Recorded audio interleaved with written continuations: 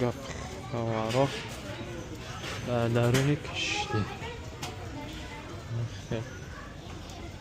این گودaka کار حیوازی دارم.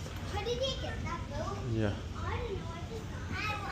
مردم شتری گپ خبرهای تر تازه.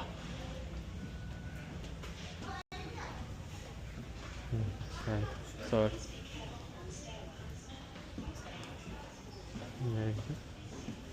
گپ خبرهای نو تازه میکنیم. تری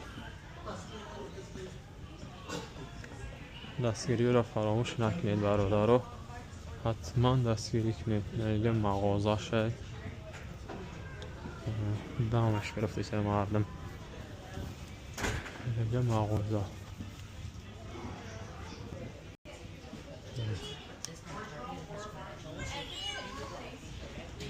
اینجا یالکا پالکا. اینجا یالکا